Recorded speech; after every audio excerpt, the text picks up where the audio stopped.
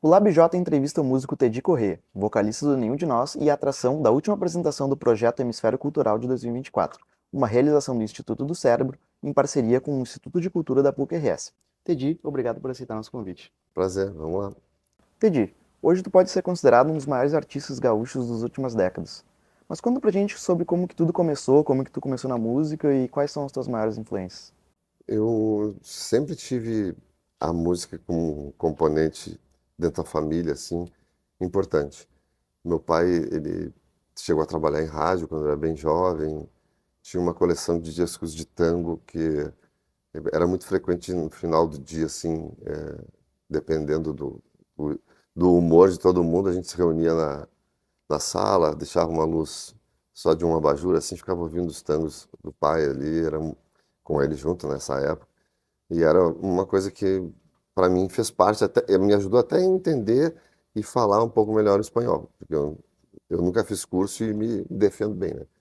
Mas daí sempre gostando de música, e quando eu me interessei por começar a estudar, ganhei meu primeiro violão do meu pai, depois a minha mãe me deu um outro violão melhor, e os dois sempre me apoiando e tal. E, né, foi na universidade, quando eu já estava na PUC, que surgiu a ideia de fazer uma banda.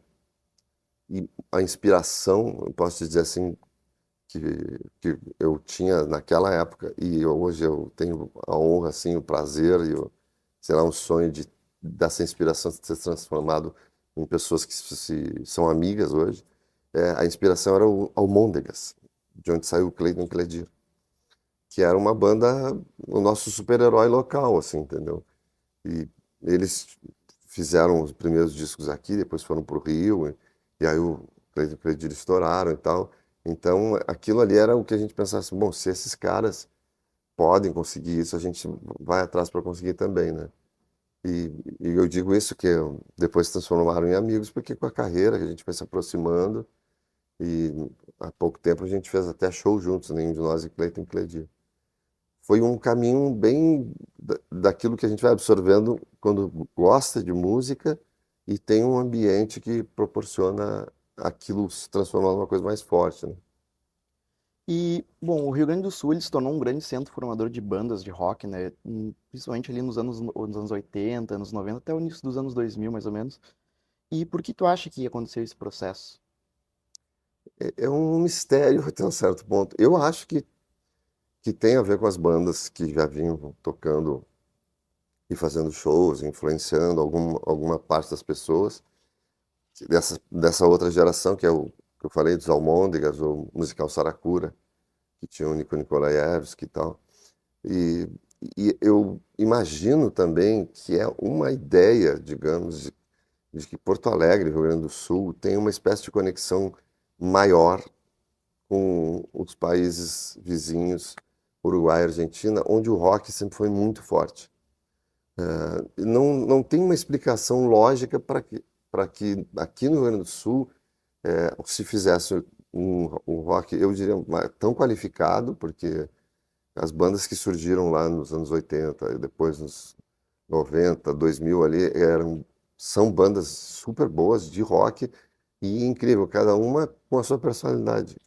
Pegar o Ultraman é diferente do Nenhum, que o Nenhum que é diferente do TNT, que é diferente da Cachorro, que, sabe, cada uma tem a sua personalidade. E eu acho que um pouco dessa cultura roqueira que a gente acabou absorvendo assim e que fez que fosse um polo, porque era naquela época dos anos 80 era ali o Rio, né? O Rio pouco, mas é porque algumas bandas migraram para lá, tipo Paralamas. Brasília era forte, São Paulo era forte. E antes mesmo de Minas, o Rio Grande do Sul, eu acho que foi mais forte no rock. Depois, já nos anos 2000, ali, nos anos 90, o Skank, Pato Fu e tal, que fizeram uma cena rock também forte lá, né? Mas aí eu acho que é isso. Sabe que eu acho que cabe um dia fazer um trabalho aprofundado para se descobrir por que que tinha tanta banda boa, e ainda tem até hoje, né? Bom, as gerações mais novas não puderam conhecer nenhum de nós no auge da fama, né? Mas está descobrindo agora, seja lá encontrando nas plataformas de áudio, como Spotify, ou ouvindo falar pelos pais, pela família, enfim. Como vocês trabalham para conquistar essa juventude que ainda está recém conhecendo vocês e também para conquistar aqueles que não conhecem? Olha, uma coisa que a gente aprendeu com a história de fazer tanto sucesso assim, que ali 88, 89, 90, nenhum era a banda que mais tocava nas rádios do Brasil inteiro. 89, Astronauta foi a música mais tocada do Brasil.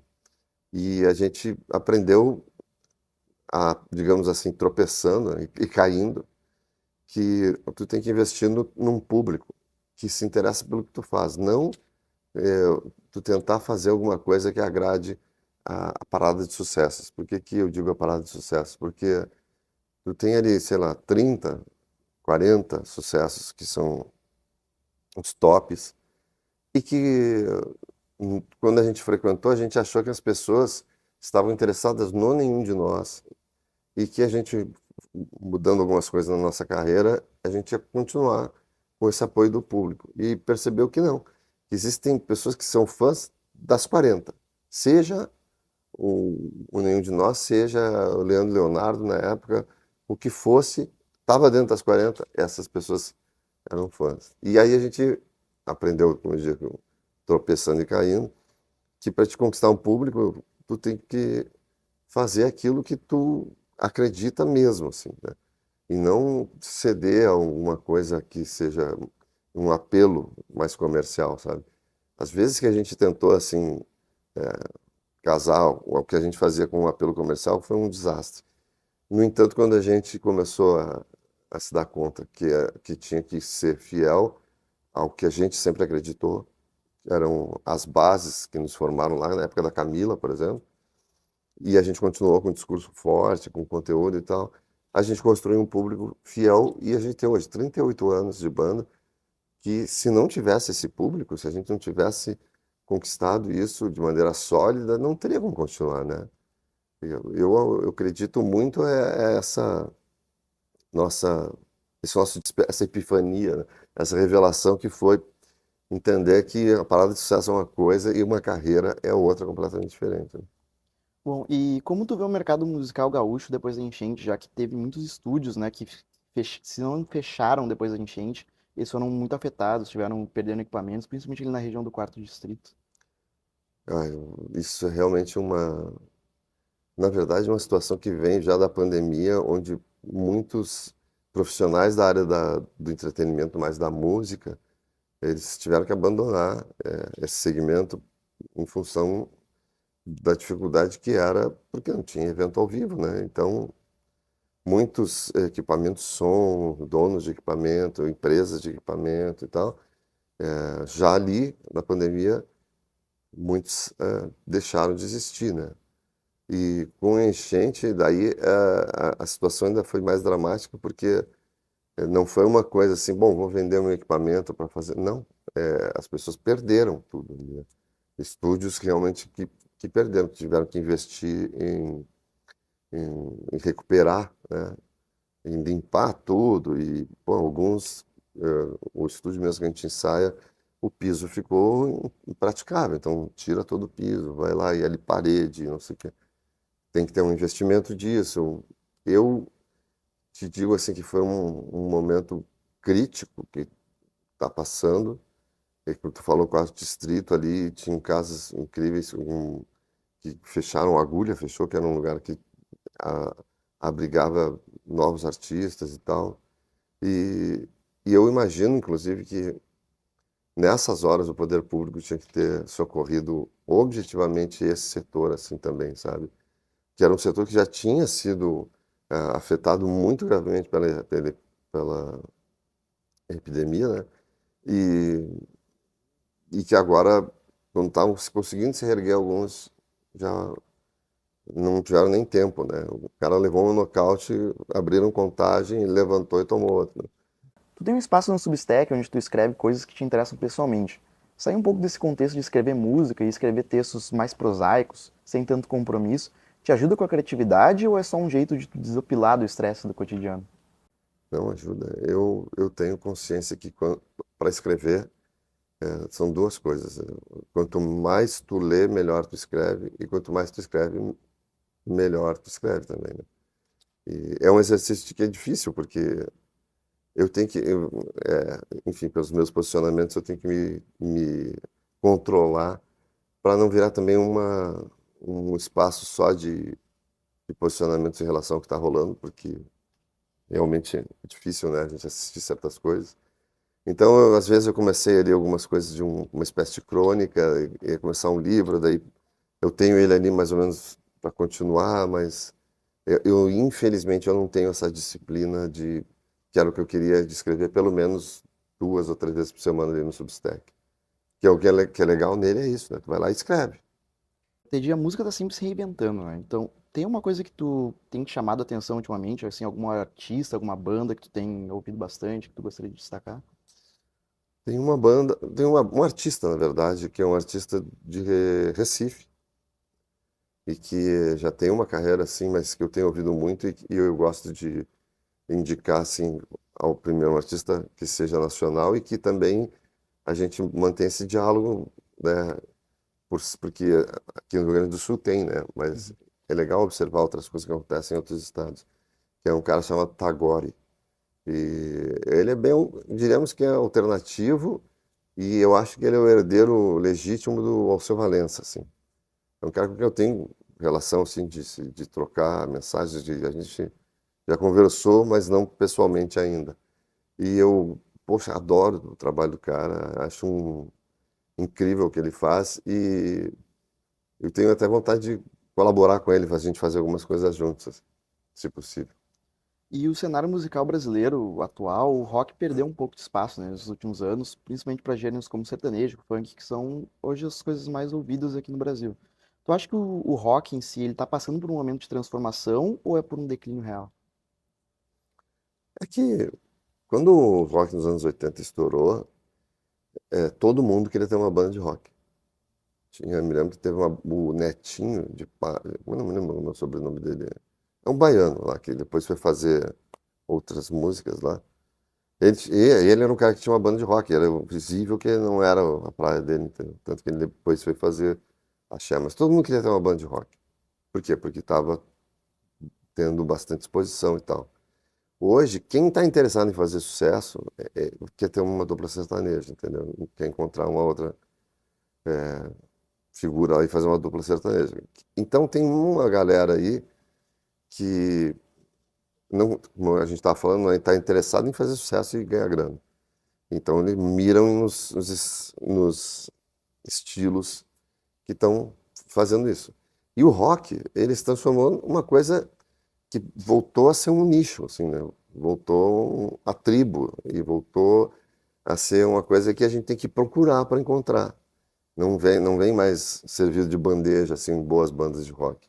Mas óbvio que elas existem, né? E o problema é isso, que como o foco tá muito grande no sertanejo e nesses gêneros, principalmente sertanejo, porque o sertanejo ele é meio, infelizmente, né? Ele é meio parasitário, assim, entendeu? Ele chega e ele sufoca qualquer outra coisa para se estabelecer. Tanto que hoje, não sei por que motivo, os caras achavam que tinha que ter sertanejo no Rock in Rio.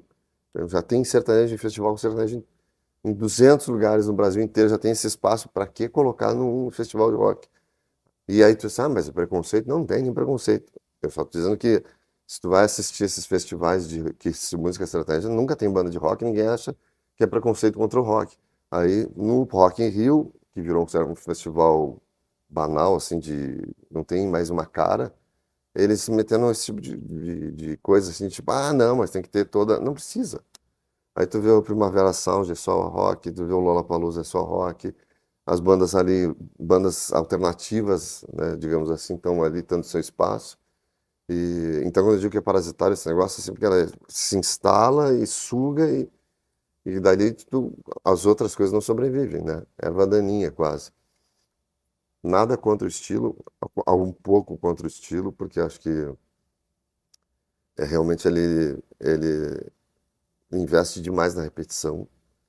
E em temas, eu tenho assim, muitas restrições a esse negócio dos caras investir na cultura da bebida, na cultura inclusive do machismo, que a gente sabe que alguns deles não têm vergonha nenhuma de assumir isso, entendeu?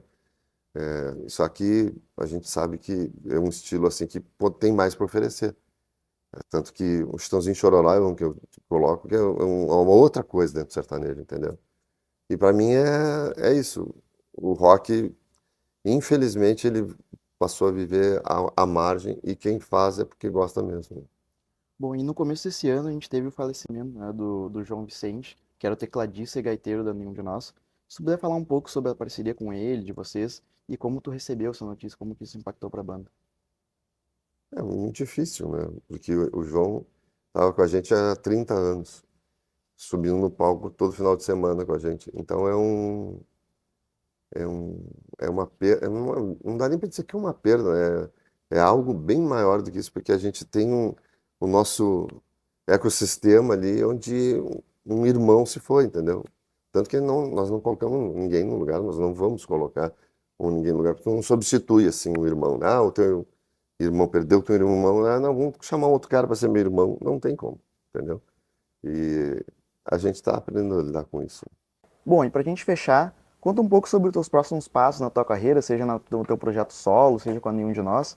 Tem algo especial que os fãs aí podem esperar nos próximos meses? Eu vou lançar mais alguns singles, pelo menos dois, dessa carreira solo. Tá nos planos de fazer um álbum, porque eu tenho já bastante material e tenho iniciado um trabalho com parceiros fora do Nenhum de Nós. E o Nenhum deve lançar um EP ainda no início do ano que vem, e esse show que vai ser o pontapé inicial para uma nova turnê no Araújo Viana, em abril. E termina por aqui a nossa entrevista com Teddy Corrêa. Mais uma vez, Teddy, obrigado por aceitar nosso convite. Prazer. Para mais conteúdos como esse, não se esqueçam de se inscrever no canal do LabJ, além de nos seguir em todas as redes sociais. Até mais!